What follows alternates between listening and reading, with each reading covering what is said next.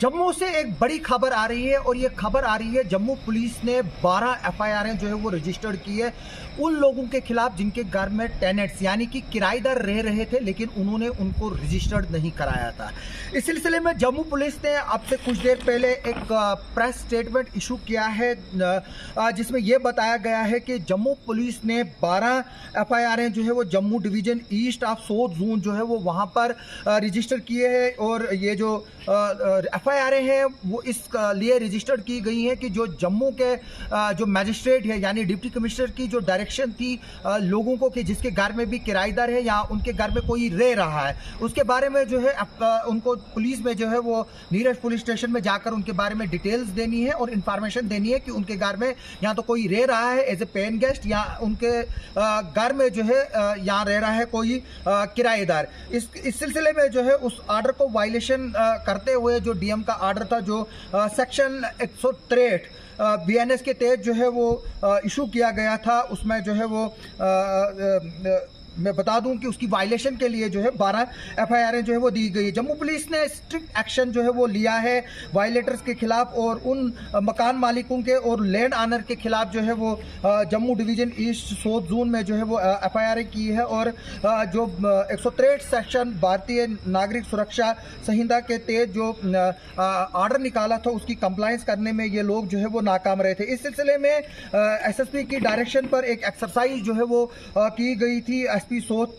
की टीम की निगरानी में जिसको हेड कर रहे थे एसडीपीओ ईस्ट जम्मू के वो लोग जो है वो वेरिफिकेशन करें और ये देखें कि कौन से आउटसाइडर जो है वो या तो एज ए टेनेंट या एज ए डोमेस्टिक हेल्प जो है वो उनके घरों में रह रहे हैं और उन्होंने पुलिस स्टेशन में उसके बारे में रिपोर्ट नहीं किया है। इस सिलसिले में 10 ऐसे केसेस जो है वो रजिस्टर किए गए हैं जो पुलिस स्टेशन बहु फोर्ट में हैं और 2 केसेस जो है वो पुलिस स्टेशन छन्नी हिम्मत में जो है वो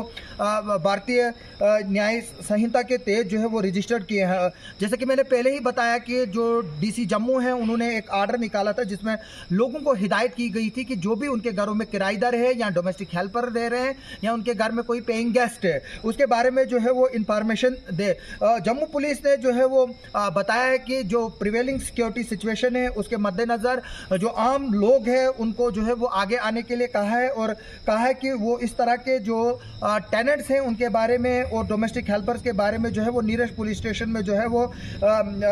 इंफॉर्मेशन दे और जो लोग वो वहां पर रह रहे हैं उनकी वेरिफिकेशन जो है वो टाइमली कराए। इसके अलावा जनरल पब्लिक से भी ये अपील की है कि वो in the interest of the जो larger interest of the peace and communal harmony और लॉ एंड ऑर्डर है उसके तहत जो है वो लॉ अबाइडिंग सिटीजन बने और रिस्पॉन्सिबल सिटीजन बने ताकि सेफ सोसाइटी को जो है वो रहे। मैं बता दूं कि इस तरह के ऑर्डर्स जो है वो जिला किश्तवाड़ में भी निकले थे और एडजॉइनिंग जिलात में भी इनफैक्ट हर जिले में ये ऑर्डर्स निकले थे कि जहां पर भी किराएदार के लोग हैं वो रजिस्टर कराएंगे उनको अपने नीरज पुलिस स्टेशन में। इसी तरह से क्योंकि मैं बता दूं जम्मू में और जम्मू डिवीजन में पिछले महीनों से कुछ महीनों से जो है वो आतंकवाद में जो है वो काफ़ी बढ़ोतरी हुई है और कई टेरर रिलेटेड इंसिडेंट हुए हैं जिसके बाद सिक्योरिटी फोर्सेज जो है वो टेंटर हुक पे हैं और हमने देखा कि कई एनकाउंटर्स हुए हैं, हमारे जवान जो है वो शहीद भी हुए इन हमलों में। जिस तरह से गुंदों में अटैक हुआ वहाँ पर 3 आतंकी मारे गए जबकि हमारे 4 जवान जो है जिसमें एक कैप्टन ब्रजेश थापा भी है वो भी देसा के एक एनकाउंटर में शहीद हुए जबकि हमारे 5 आर्मी के जवान जो है वो कुटवा में शहीद हुए। छतरगला में 12 जून को जो अटैक हुआ था 11 जून को जो टेरर अटैक हुआ था वहाँ पर 5 आर्मी के जवान और 1 पुलिस वाला इंजर्ड हुआ था जबकि गुंदों में 12 जून को अटैक हुआ था टेरर अटैक जिसमें एक पुलिस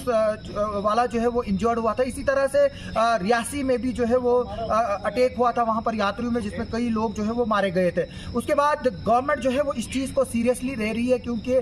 जो टेनेंट्स हैं हमने देखा कि कई बार इस तरह के भी जो है रिपोर्ट्स आई थी कि जो पाकिस्तान के मिलिटेंट्स हैं वो भी जो है वो एक बार जो है वो किराए पर रहे थे। जिस तरह से गुलाम सरवर जो 2011 में नगरोटा में जब वो रहता था उसने जो है वो नगरोटा में जब आर्मी के कैंटोनमेंट पे ब्लास्ट किया था, उसके बाद ये पता चला था कि वो जो है वो नगरोटा में रहता था और उसने वहाँ पर शादी भी की थी और आज तक वो फरार है। वो NIA को भी जो है वो वांटेड है। उसके पास ड्राइविंग लाइसेंस भी था। जिस तरह से मैंने कुछ सालों पहले ये भी खबर की थी कि किस तरह से पाकिस्तानी आतंकियों के पास आधार कार्ड भी है। तो इसलिए पुलिस चाहती है कि वो जब भी उनके घर में कोई टेनेंट रहे वहाँ पर जो है उसको वो पुलिस स्टेशन में जो है उसकी डिटेल्स दे, ताकि पुलिस वेरीफाई करे कि क्या ये जेन्युइन शख्स है कि नहीं है। इस पर हमारी भी आगे भी नजर रहेगी। किश्तवाड़ में भी और बाकी जिलों में भी इस तरह के आर्डर्स निकले हुए हैं और अब देखते हैं कि क्या जम्मू के बाद बाकी जो जम्मू डिवीजन के जिले हैं वहां पर भी इस तरह की FIR रजिस्टर होती है कि नहीं होंगी। आप सबका सुनने के लिए और देखने के लिए बहुत बहुत शुक्रिया।